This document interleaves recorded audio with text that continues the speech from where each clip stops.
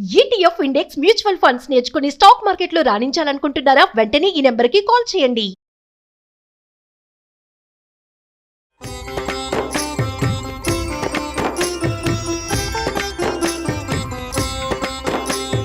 నమస్కారం. విష్ణు పురాణం 7వ రోజు పారాయణలోకి వచ్చాం.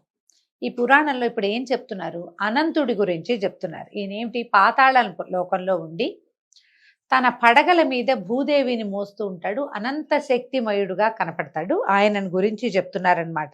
సకల నదీనద సముద్ర పర్యంత సహితము చరాచర జంతు సంయుతము 70 కోట్ల యోజనాల విస్తారము అయిన భూమండలాన్ని శిరసు మీద పూదండలాగా భరిస్తూ ఉంటాడట అనంతుడు. ఇంత శక్తి అనంతుడికి కలిగిందంటే అది సాక్షాత్తు విష్ణు ప్రభావ శక్తే అతనిలో ఉన్నట్లుగా చెప్పుకోవాలి. పుష్పసుగంధులైన నాగకన్యలు ఆ అనంతునకు చందనపు పూత పూస్తూ ఉన్నప్పుడు ఆ సుగంధ వాయువులు లోకరంజనమై ఎల్లెడలా వ్యాపిస్తూ ఉంటాయి. ప్రపంచంలో సుగంధాలు వీచే గాలులన్నీ కూడా చందని మన అనంతుడికి చేయబడుతున్నటువంటి చందన చర్చ సుమా అని చెప్తోంది విష్ణు పురాణం. అయితే గర్గుడు ఆ అనంతుని గురువుగా సేవించి జ్యోతిషాస్త్ర పద్ధతులను శకున శాస్త్ర విషయాలను నేర్చుకున్నాడట. ఈ పాతాళానికి కింద పుణ్యం అంటే ఏమిటో తెలియరానివైనా యమునకు సంబంధించిన యమునికి యమధర్మరాజుకు సంబంధించినటువంటి ఘోరమైన నరకాలు ఉన్నాయట. అవి చాలా రకాలుగా ఉంటాయి. రౌరవము, సూకరము, రోదనము, తాళము, మహాజ్వాలము, తప్తకుంభము, అసిపత్రము మొదలైనవట. వాటిలో యమకింకరుల భీకర ధ్వనులు, పాపకర్ముల రోదనాలు వినిపించేవిగా ఉంటాయి. అదే శబ్దాలు వినిపిస్తాయి. పక్షపాతంతో ధర్మానికి విరుద్ధంగా కూడా సాక్ష్యం చెప్పే దుర్బుద్ధులు రౌరవానికి వెళ్తారు. రౌరవం అనే నరకంలో ఉంటారట. గురువును, ఆవును, పసిపాపను హింసించిన వారు, సంహరించిన వారు రోధమనే నరకానికి చేరతారు. మద్యపానము, బంగారం దొంగిలించడము, బ్రాహ్మణ హత్య, భ్రూణ హత్య చేసిన వాళ్ళు, వాళ్లతో స్నేహం చేసిన వాళ్ళు సూకర నరకాన్ని చేరతారు. గురు భార్యని కూడినవాడు, ప్రభువును వైశ్యుని చంపినవాడు, రాజద్రవ్యం అపహరించినవాడు తప్తకుంభ నరకవాసి అవుతాడు. కూతురిని, కోడలిని చెడు దృష్టితో చూసినవాడు, గురువులకు అపకారం చేసినవాడు మహాజ్వాల నరకంలో పడతారు. వేదం అమ్మినవారంటే వేద పాఠం చెప్పి ధనం పుచ్చుకునేవారు, వేదమును దూషించిన వారు, పరధనాన్ని అపహరించిన వారు లవణం అనే నరకంలో పడతారట. దేవతలను, గురువులను, బ్రాహ్మణ సమాజాలను నిందించేవారు విలోమం అనే నరకంలో పడతారు. దేవ, ఋషి, అతిథి, పితృపూజలను విడిచిన వారు క్రిమి నరకంలో చేరతారు. అంటే దైవ పూజ చెయ్యరు, దేవాలయాల్ని దూషిస్తారు, స్వధర్మాన్ని విడిచి పరధర్మంలో చేరుతారు కొంతమంది వాళ్ళు. తర్వాత ఋషి పూజన చేయని వాళ్ళు. ఋషి పూజన చేయని వాళ్ళలో మనకి ఇప్పుడు ఋషులు ఎవరు కనపడతారండి? మనకి కనపడే ఋషులు ఎవరంటే ఏదో కాస్త మనలాగా మంచి వాక్యాలు చెప్పే వాళ్ళని అనుకుందాం. వీళ్ళని ఋషులు అనడానికి ప్రవచనకర్తల్ని ఋషులు అనకూడదు. కానీ ప్రవచనం దేని నుంచి చెప్పబడుతుందో ఇవి మనకి ఋషి వాక్యాలు. ఏమిటి? గ్రంథాలు, పురాణాలని తప్పుదోవ పట్టించడము, వాటికి తప్పు అర్థాలు చెప్పటము, విపరీత అర్థాలు తీయటము, ప్రశ్నించటము, పురాణాది విషయకంగా తర్కానికి దిగటము, ఇవన్నీ కూడా పాపాల్లోకే వస్తాయండి. పురాణాల్లోంచి విషయం తీసుకోవాలి, ప్రశ్నించి సమాధానం తీసుకోవాలి, కానీ కుతర్కం కూడదు. అదంతా పాపంగానే పరిణమిస్తుంది. అతిథి, పితృపూజలను విడిచిన వారు అంటే తాత తండ్రులకి తద్దినాలు అవి పెట్టని వాళ్ళు కూడా, నాకు అలవాట్లేదు, నాకు నమ్మకం లేదు లాంటి భావాల్లో వెళ్తే వీళ్ళంతా అక్కడ చేరతారట.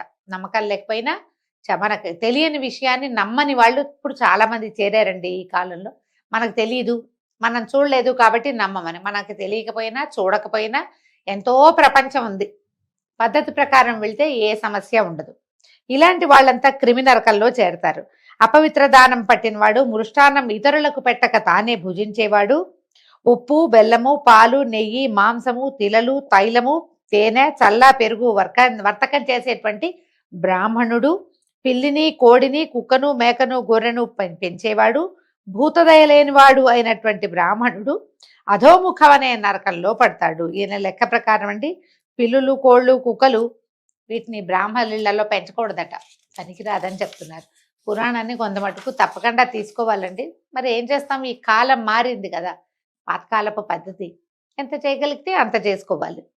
వీళ్ళు అలాంటి నరకంలో పడిన చెప్పరాని బాధల్ని అనుభవిస్తారట. చేపల్ని పట్టి బతికేవాడు, నాట్య విద్య నేర్చినవాడు లేదా నేర్పినవాడు, విషం పెట్టినవాడు, స్త్రీ వలన బ్రతికేవాడు, ఇల్లు కాల్చినవాడు, ఆశ్రయించిన వారిని తనకు మేలు చేసిన వాళ్ళకి ఎగ్గులు తలపెట్టేవాడు లేదా సంహరించేవాడు, యజ్ఞ సమయంలో సోమాన్ని అమ్మిన బ్రాహ్మణులు కూడా రక్త నరకంలో పడతారు. ఇవన్నీ కూడా బ్రాహ్మణులకు చెప్పబడ్డాయి. వీళ్ళు ఇవన్నీ చేయకూడదట. తేనె పట్లు చెడగొట్టినవాడు, కులగౌరవం చెడగొట్టి బతికేవాడు, గ్రామజనులకు హాని కలిగించేవాడు వైతరిణిలో చేరతారు. ఈ వైతరిణి అనేది చీము నెత్తురుతో దుర్గంధపు ఇష్టంగా ఉండే నది అని చెప్తారు. నరక ద్వారానికి ముందు వైతరిణిని దాటాల్సి వస్తుందని చెప్తారు. ఈ వైతరిణిని ప్రతి జీవుడు దాటాలి. చాలా మంది ఏం చేస్తారంటే విధానంగా చెప్తారండి, దశదానాలు చేయాలి. అందులో ప్రత్యక్ష గోదానం చేస్తే ఆ ఆవు తోక పట్టుకుని జీవుడు వైతరిణిని సులువుగా దాటేస్తాడట. అందులో మునగక్కర్ల, ఆవుతో పాటు వెళ్ళిపోతాడు. అందుకని పెద్దవాళ్ళు దశదానాలు చేయాలని, ప్రత్యక్ష గోదానం విశేషంగా మంచిదని చెప్తారు. ఈ కాలంలో ఏంటంటే తమ సంతానం మీద నమ్మకం లేకపోతే వాళ్ళకి అవకాశం లేదని భావించో, మనం జీవించి ఉండగానే గోదానం చేసుకుందామని భావించి పెద్దవాళ్ళు చాలా మంది ఇవాళ రేపు గోదానం చేస్తున్న వాళ్ళు కనపడతారు. ఆ గోవు వల్ల తమ నరక ద్వారాలని సులువుగా తరిస్తామని నమ్ముతారు. గొర్రెలను పెంచి చంపి వాటి మాంసం అమ్మి జీవించేవాడు, వేటాడి సాధు జంతువులు సంహరించేవాళ్ళు కూడా అగ్నిజ్వాల నరకంలో పడతారు. వ్రతలోపం చేసిన వాళ్ళు, తన కులాచారాన్ని విడిచినవాడు, వంట వండి ముందు తానే భుజించినవాడు సందంశం అనే నరకంలో కింకర శిక్షలు అనుభవిస్తారట.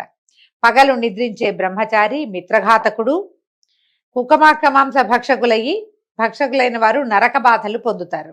ఇంకా ఇలాంటివి పాపకర్మలను ఏడిపించే నరక భేదాలు చాలా ఉన్నాయట. పాపాలకు తగిన నరకాలున్నాయి. హెచ్చు తక్కువ లేక పాపాత్ములందరికీ అక్కడ శిక్షలు పడుతూ ఉంటాయి.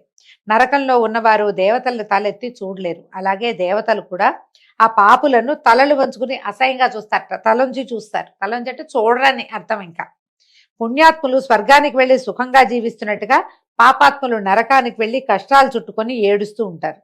దీనంతటికీ సారాన్ని చెప్తున్నారు చూడండి. మనసుకి సంతోషం కలగటం స్వర్గం, దుఃఖం కలగటం నరకం. మేలు స్వర్గం, కీడు నరకం. ఇంతే. ఏదో మనుషుల వల్ల 1,00,000 అవుతూ ఉంటాయి తప్పులు పొరపాట్లు. ఈ చేసిన పాపాలకి తగిన ప్రాయశ్చిత్త కర్మ చేయని వారు నరకయాతనలు అనుభవించక తప్పదు. స్వయంభూవాదులైన మనువులు, స్వయంభూవుడు మొదలైనటువంటి మనువులు, మహామునులు మనుషుల పాపాలకు తగిన ప్రాయశ్చిత్తాలని లోకోపకారకాలుగా చెప్పారు. ఆ విధులను లోకానికి ఉపకారం అన్నమాట. మనం ఏదో పొరపాటు చేసామో దానికి ప్రాయశ్చిత్తం చేసుకోవచ్చు, చెయ్యాలన్నమాట. ఆ విధులు నిర్వహిస్తే వీళ్ళకి పాపాలు పోతాయి, పుణ్యలోక నివాస సుఖం కూడా కలుగుతుందట. ఇంకొక విశేషం చెప్తున్నారు. ఆ మనువులు మునులు చెప్పని పాప ప్రాయశ్చిత్తం ఏంటంటే శ్రీమన్నారాయణ నామస్మరణం. దానిని నిశ్చల మనస్సుతో చేసిన వారికి ఎలాంటి పాపమైనా ఇట్టే నిశ్శేషంగా ఎగిరిపోతుంది. మనం కార్తీక పురాణంలో కూడా ఇలా వింటామండి. మనం ఎన్ని తప్పులు చేసినా నారాయణ నామస్మరణ చేస్తే పాపం పోతుంది అంటే ఎంతసేపు నారాయణాన్ని తప్పులు చేయమని కాదండి దాని అర్థం. అట్లా తీసుకోకూడదు, సూక్ష్మంగా తీసుకోవాలి. మీరు ఒక పొరపాటు జరిగింది, ఏదో జరిగిపోయింది, కొంత వయసు వచ్చాకైనా జ్ఞానం కలిగి తప్పులు మానేసి నారాయణ నామస్మరణ చేస్తే కనుక ఇక తప్పు చేయకూడదు. మళ్ళీ చేస్తే ఇదే అమెండ్మెంట్ అక్కడ అవుతుందని పొరపాటును కూడా అనుకోదు. ఆ పురాణం అట్లా చెప్పటం లేదు. ఈ వాక్యాలు వినేసరికల్లా మనం ఎన్ని పాపాలు చేసినా నారాయణ అంటే పోతుందా అని కుతర్కం చేస్తాం మనం. ఇక పాపం చేయనని ఒట్టు పెట్టుకుని నారాయణుడి మీద అప్పుడు నారాయణ నామస్మరణ చేసుకోవాలి. ఆ తర్వాత ఇంకా చేయకూడదు. మనం పురాణ గాథల్లో ఎలా వింటామంటే అంత్యంలో నారాయణ నామస్మరణ చేశాడు అంటే ఆ తర్వాత ఇంకా వాడు జీవించలేడు ఏ తప్పైనా చేయటానికి. ఏం చేయకపోవటం వల్ల ఇంకా వాడికి ఆ స్వర్గ సుఖమో లేకపోతే నారాయణ సాయుధ్యమో విష్ణు సాయుధ్యమో లభించిందని చెప్తారు. మనం ఒక్కసారి ప్రామిస్ చేసుకుని ఇంకా నేను ఈ పొరపాటు చెయ్యను, జీవితంలో తప్పులు చేయకుండా ఉంటానని భగవన్నామ స్మరణలోకి దిగిన వాడికి పాత పాపాలేవి అతని వెంట రావు. నువ్వు మళ్ళీ చేస్తే చేసిన పుణ్యం కూడా పోతుంది, నారాయణ నామస్మరణ కూడా ఎగిరిపోతుంది. ఏ వ్రతాలు, పూజలు, జపాలు, తపాలు, ఆరాధనలు, దాన ధర్మాలు చేసినా కూడా పోని పాపము అచ్యుత గోవింద హరే ముకుంద నమస్తే అని మనసా వాచ శ్రీహరి ధ్యాన స్మరణ గనక చేస్తే రూపు మాసిపోతుంది. జన్మాంతమందు పరమపద ప్రాప్తి కలుగుతుంది, పునర్జన్మ మరి కలుగదు. వాసుదేవనామం భక్తి బీజం. దానిని నిశ్చల మనస్కుడై రేయింబవళ్ళు భజించేవాడు విష్ణులోక వాసుడవుతాడు గాని నరకము చేరడు, చూడడు కూడా. వాడికి ఏ పాపం కూడా అంటదట. కోపం పాపానికి, శాంతమేమో పుణ్యానికి మూలాలు. దుఃఖము సుఖము వాటి వల్లే కలుగుతాయి. ఈ పాపాన్ని రూపమాపి సుఖాన్ని కలిగించేదే జ్ఞానం. దానికి మూలమే హరినామ సంకీర్తనం అని చెప్పగా విని శిష్యుడైన మైత్రేయుడు ఇట్లా అడిగాడట, గురుదేవా భువర్లోకాదులకు సంబంధించిన కథలు చెప్పు, మిగిలిన లోకాల గురించి చెప్పమన్నారు. ఇప్పుడు చెప్తున్నాడు ఈయన. మైత్రేయ, ఇది చాలా శ్రద్ధగా వినవలసిన విషయము. సూర్యచంద్రుల కాంతులతోటి కళకళ్లాడుతూ సాగర కుల పర్వత ద్వీపాలతో ఒప్పుతోంది ఈ భూమి. ఈ భూమి ఎంత విరివి కలదో గగనం కూడా అంతే పరిమాణం. అంటే భూమి ఎంత పెద్దదో ఆకాశం కూడా అంత ఉంటుందట. ఈ రెండిటికి హద్దులు లేవు. లోకాలు ఎంత పెద్దవో చెప్తున్నారండి. భూమండలానికి 1,00,000 యోజనాల పైన ఉంటుంది సూర్యమండలం. అలాగే చంద్రమండలం కూడా అంత దూరంలోనే ఉంటుంది.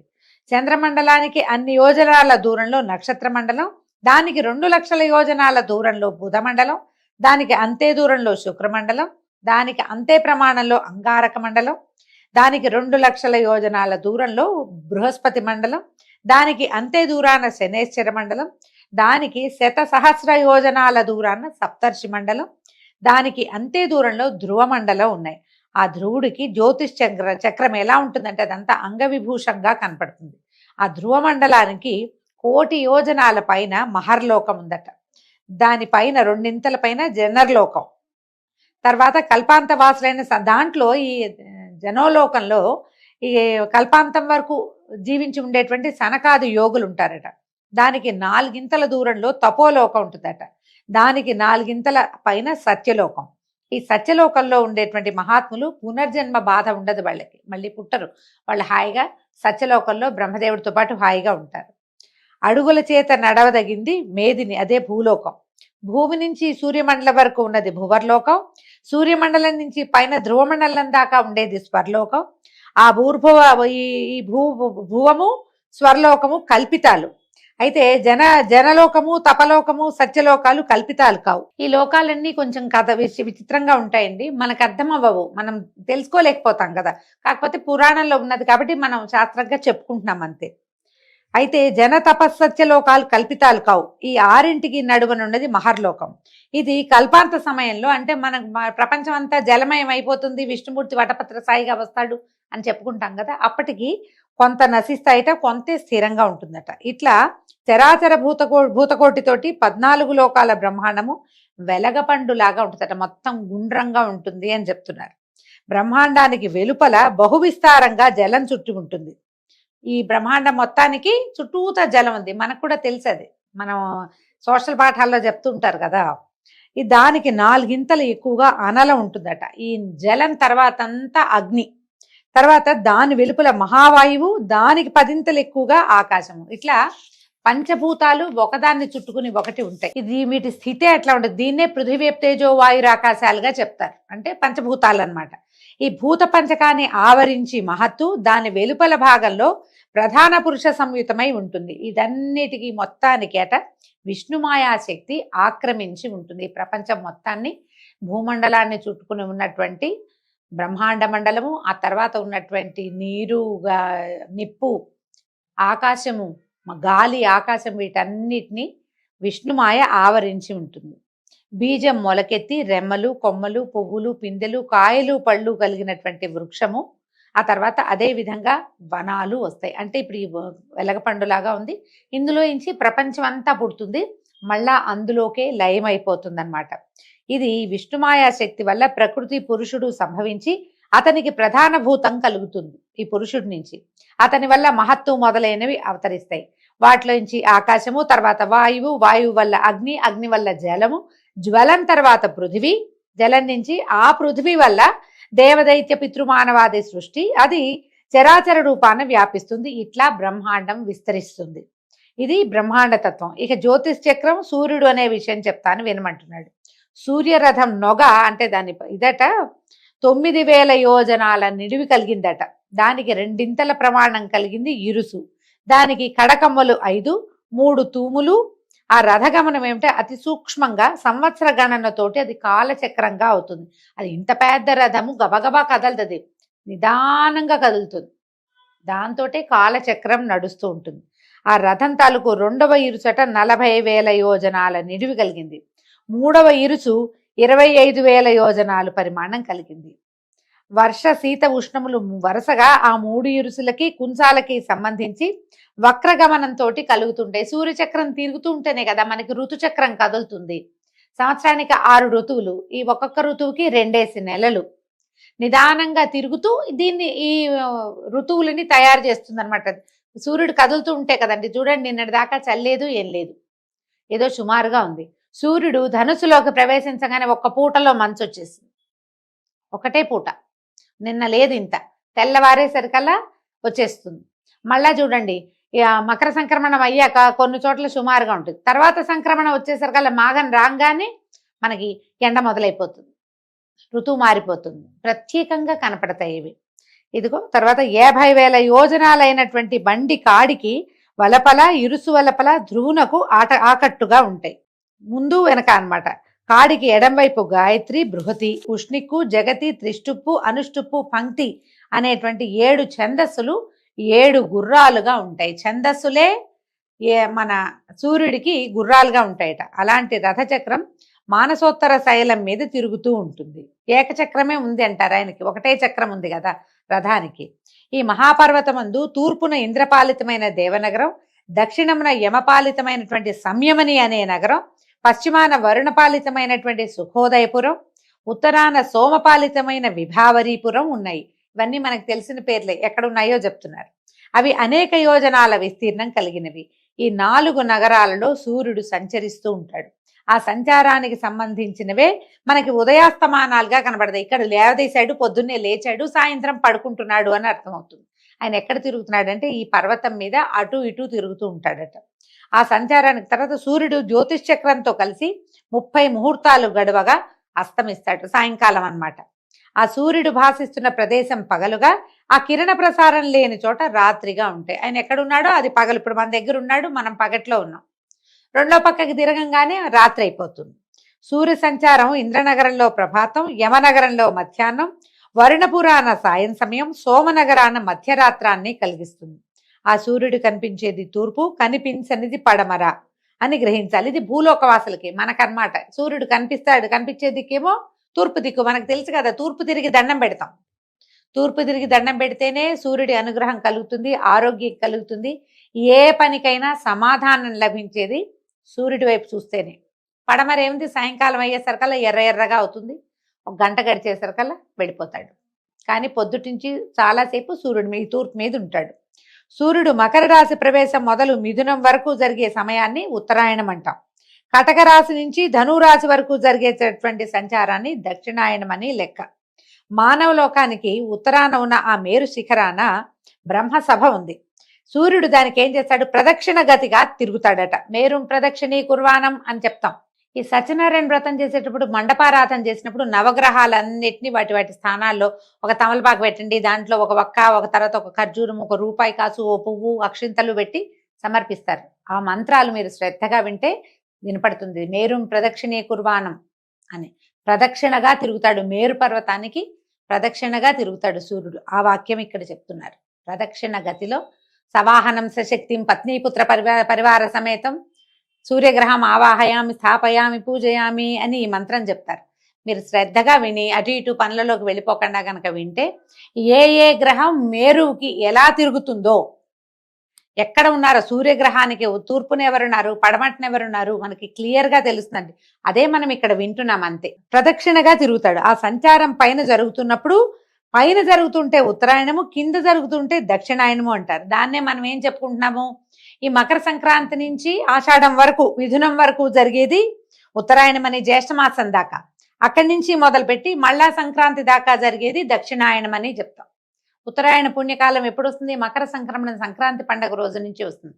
సూర్యుడి యొక్క కదలికల్ని బట్టే ఇవి మనకి క్లియర్గా కనపడతాయి. 6 నెలలు దేవతల నిద్రాకాలము, 6 నెలలు దేవతల మెలకు కాలము అని చెప్పబడేది సూర్య గతి వల్లే కుదురుతుంది. అది మళ్ళా ఇందులో ఇంకో లెక్క ఉందండి. ఈ ఉత్తరాయణానికి పగళ్ళు ఎక్కువ, రాత్రులు తక్కువ. దక్షిణాయనానికి అది మార్పుగా ఉంటుంది. రాత్రి పగళ్లలో తేడా. ఇప్పుడైతే మరీ కనపడుతుంది. తెల్లారి 5ంటికి నిద్రలేచిన అంటే 9 అయిపోతుంది. సాయంత్రం 4 నుంచి ఇక సమయమే గడవదు. సమయం గడిచినట్టు ఉండదు. పగలైపోయి రాత్రిలోకి ప్రవేశిస్తుంది. ఆ రాత్రి గడిచినట్టుగా ఉండదన్నమాట. సూర్యుడు మేషరాశి తులారాశుల్లో ఉన్నప్పుడు వాటికి విషువత్ పుణ్యకాలములని వ్యవహారం. ఆ కాలంలో పగలు రాత్రి సమానంగా ఉంటాయి. అయితే అహోరాత్రముల 30 ముహూర్తాలను 12 రాశులను ప్రవర్తించడం కనపడుతుంది. ఒక్కొక్క రాశి యందు 2 నక్షత్రాలు, ఒక్కొక్క పాదం లెక్కన 27 నక్షత్రాల్లోనూ సక్రమంగా ప్రవర్తిస్తాడు. ఈ 2 చోట్ల విషువత్ పుణ్య కాలాల్లో మాత్రమే అన్నమాట. అది ఎప్పుడు మేషరాశిలోను తులారాశిలో. తుల అంటే ఏంది మనకి క్లియర్గా కనపడేది కార్తీక మాసంలో సగభాగం, అప్పుడేం ఉండదు, అప్పుడంతా ఈవెన్గా ఉంటుంది. ఉత్తరాయణంలో సూర్యుడు పగలు 13:30 నక్షత్రాలను 18 ముహూర్తాల్లోనూ సంచరిస్తాడు. రాత్రి శీఘ్రగమనుడై అన్ని నక్షత్రాల్లోనూ 18 ముహూర్తాలకే అస్తమించేస్తాడు. ఈ చక్ర సంచారాన్ని అనుసరించి అహోరాత్రాలు సమాన అధిక హీనములుగా అవుతూ ఉంటాయి. కుమ్మరి సారె వలె కాలచక్రం వడిగా తిరిగేటప్పుడు దాని నడుమన సూర్యుడు మందగమనుడై తిరుగుతూ నభస్థలమున వెలుగు కలిగించి, నభస్థలం అంటే ఆకాశం అండి, మేరుగిరి చుట్టూతా ప్రదక్షిణ చేస్తాడు. ఇలా వడిగా కాలచక్రం తిరుగుతూ ఉంటే గనక ధ్రువుడు అంటే ధ్రువ నక్షత్రం అని చెప్పుకున్నాం, మన ముందు గాథల్లో వచ్చాడు కదా, అతను మందగమనుడుగా ఉంటాడట. ఈ విధంగా కాలాత్ముడైన సూర్యుడు కనిపించడము, కనిపించకపోవటం వల్ల పగలు రాత్రి వ్యుష్టి ఉష అనే సంజ్ఞలు కలవి అవుతాయి. వాటి మధ్యకాలాన్ని సంధ్యాకాలం అని చెప్తారు, సాయం సంధ్య అని చెప్తారు. ప్రత్యేకంగా మధ్యకాలాన్ని సంధ్య అంటారు. సూర్య తేజస్సు రాత్రులందు అగ్నికి చేరుతుంది. పగటిపూట అతని నుంచి మళ్ళీ సూర్యుడికి సంక్రమిస్తుంది. కాబట్టి సూర్యుడు పగలు తేజోమూర్తి కాగా రాత్రి అగ్ని దివ్య ప్రభతోటి కనిపిస్తాడు. అందుకని చూడండి, చిన్న దీపం పెట్టినా ఇల్లంతా కాంతి వస్తుంది. ఎందుకంటే సూర్యుడి తాలూకు ప్రభ అగ్నిలో ప్రవేశించడం వల్లే అని విష్ణు పురాణం ప్రత్యేకంగా తెలియజేస్తుంది. మనం ఏమనుకుంటాం అంటే చుట్టూతా చీకటి ఉంది కాబట్టి ఈ చిన్న దివ్య బాగా వెలుగుతోంది అని చెప్పుకుంటాం. కానీ పురాణం అట్లా చెప్పట్ల. రాత్రిపూట అగ్నికే ఈ సూర్యదీప్తి కలుస్తుంది కాబట్టి బాగా కనపడతాడు అంటున్నారు. ఉదయ సంధ్యా సమయాలలో సూర్య తేజస్సు నీళ్లలో ప్రవేశించి ఆకాశం మీదే ప్రతిఫలిస్తుంది. ఆ విధంగా ప్రభాత సాయంకాలాలు అరుణరాగాలు అవుతాయి. దీనివల్లే పొద్దున్నే ఆకాశం ఎర్రగా కనపడుతుంది, మళ్ళీ సాయంకాలాలు కూడా అదే ఎరుపు కనిపిస్తుంది చూడండి. ఈ సంధ్యాకాలములందు మందేహులనే రాక్షసులు సూర్యమండలాన్ని భక్షించడానికి మూగుతారట. మందేహులు అని చెప్తారు. సాయంకాలం ఉదయము ఇట్లా వచ్చేస్తారట వాళ్ళు. ఆ సమయమందు బ్రాహ్మణులు వైదిక పద్ధతిని ఓంకారపూర్వకంగా గాయత్రిని జపించి భక్తితో అర్ఘ్యం ఇవ్వాలి. ఆ నీరు వజ్రరూపమై ఆ రాకాశ మూకలను చెడగొట్టుతూ సూర్యునకు తేజస్సుని కలిగిస్తుంది. ఈ విధంగా ప్రతిదినము ఆ రాక్షసులకు అగ్నిహోత్ర ప్రాణాహుతులతోటి హాని కలుగుతూ సూర్యునకు సహజమైన తేజస్సు సంఘటితం అవుతూ ఉంటుంది. ఆ తేజస్సు భువన జీవనానికి ఆధారం అవుతుంది. కనుక బ్రాహ్మణులు సంధ్యావిధులు ఆ కాలంలందు తప్పక చేస్తూ ఉండాలి. ఉభయ సంధ్యలందు అగ్నిహోత్ర విధిని నిర్వహించాలి. దీనికి వివరం ఒకటి చెప్పుకుందామండి. కాలానుసారంగా సంధ్యోపాసన చేయక అగ్నిహోత్ర విధిని ఆచరింపక ప్రవర్తించే బ్రాహ్మణుడు ఎంత యోగ్యుడైనా సూర్యద్రోహి అవుతాడు. ఈ విధంగా సూర్యుడు వైఖానసాది బ్రాహ్మణుల వల్ల రక్షణ కలవాడై కాలం గడుపుతూ జగాలను పరిపాలిస్తాడు. ఆ దేవదేవుని ఉదయాదిగా 3 ముహూర్తాలు, ప్రాతస్సంగమ, మధ్యాహ్న, అపరాహ్న, సాయాహ్నాలుగా 5 విధాలుగా కాలం వ్యవహరింపబడుతుంది. ఇది వరకు పూర్వకాలాల్లోనండి తప్పకుండా బ్రాహ్మణులు ఈ విధి నిర్వహించేవాళ్ళు. వాళ్ళు ఈ విధి నిర్వహించడం కోసమే మిగిలిన వాళ్ళందరూ వాళ్ళని సేవించాలి. ఎందుకంటే అందరికీ భూమి మీద ఉన్న ప్రతి ప్రాణికి సూర్యుడు అవసరం. ఆ సూర్యుడి యొక్క తేజస్సుని పెంచగలిగే వాళ్ళు ఈ షోడశ సంస్కారాలు జరిగినటువంటి బ్రాహ్మణులే. కాబట్టి బ్రాహ్మణులను సేవించాలి అనే విధానాన్ని మనకి ముందు నుంచి అలవాటు చేశారు, చెప్పారు. అది ఇప్పుడు వాళ్ళు చేయడం తగ్గించేసుకున్నారు, మానేశారు. మనకి ఎలా ఉంటుందంటే కాలగతిలో ఈ మనం ఉన్నటువంటి ఈ యుగంలో, కలియుగంలో ఈ విధానాలు తగ్గిపోతాయి. కాబట్టి మెల్లిగా ప్రాణికోటి భూతలంలో కలిసిపోవటం అంటే మనం విలయానికి దగ్గరగా అయిపోతుంది అనమాట. ఈ కాలం ఇలా అవడానికి కారణం ఏంటంటే కాల గతి వల్లే జరుగుతుంది. మనుషులు సాయం సంధ్యాది విధులు మానేస్తారు, సంధ్యా విధులే మానేస్తారు.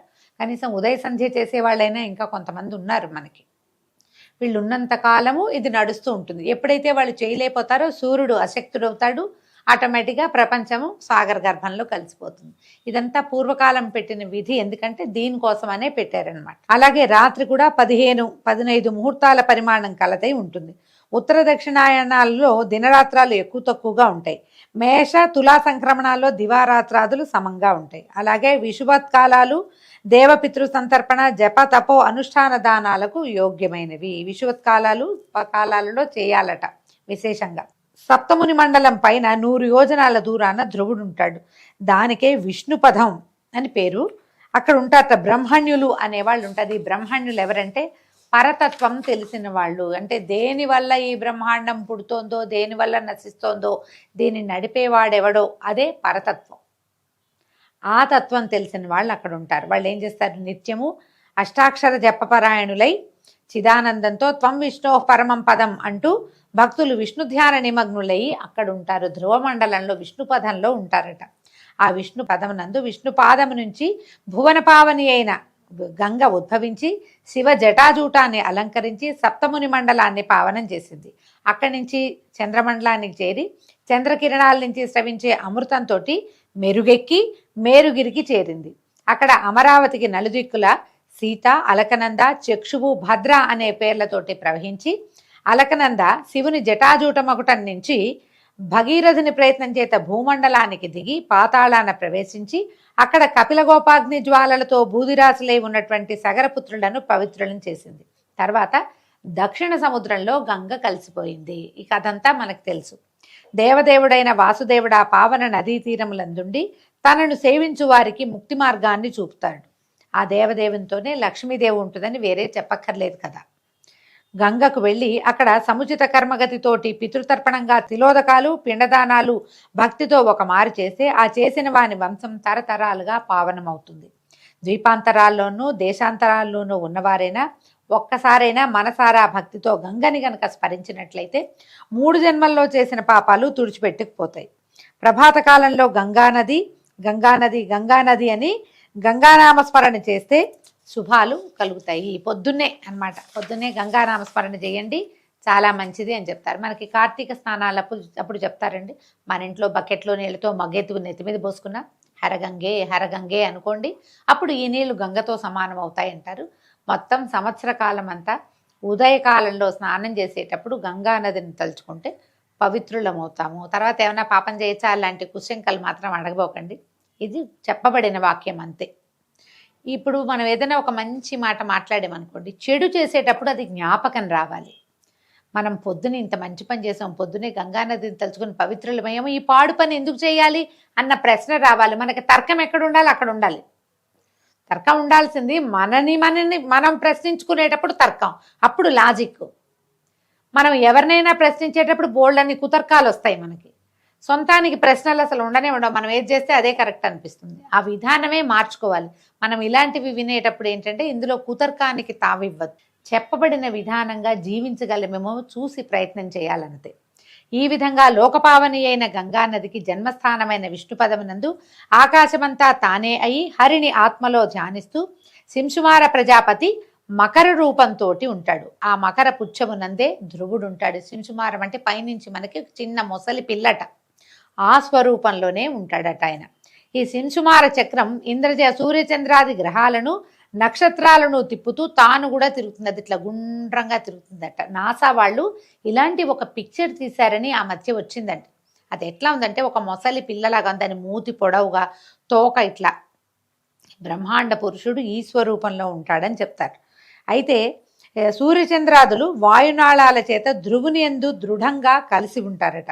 ఆ శింశుమారుడు హరిని గూర్చి తపస్సు చేసి జ్యోతిష్ చక్రంలో ఉంటాడు. ఆ విధంగానే ధ్రువుడు తపస్సు చేసి ఆ శింశుమారం యొక్క అంటే ఈ మొసలి యొక్క తోకలో ఉన్నాడట, తోక భాగం దగ్గర ఉంటాడు అతను. ఈ విధంగా మహావిష్ణువు శింశుమార చక్రానికి ఆధారం అయ్యాడు. శింశుమారుడు ధ్రువుని చేతికి ఆధారం అవుతాడు. సూర్యునకు ఆధారం ధ్రువుడు. సూర్యుడు దేవాసుర మానవ లోకాలకు ఆధారమయ్యి సమస్త భూతకోటికి అన్నపానాదుల చేత సంతృప్తి కలిగిస్తున్నాడు. ఎట్లా సూర్యుడు మన అన్నపానాదులకి ఆధారం అయ్యాడో రేపు ఉదయం తెలుసుకుందామండి. అంతవరకు సెలవు. నమస్కారం.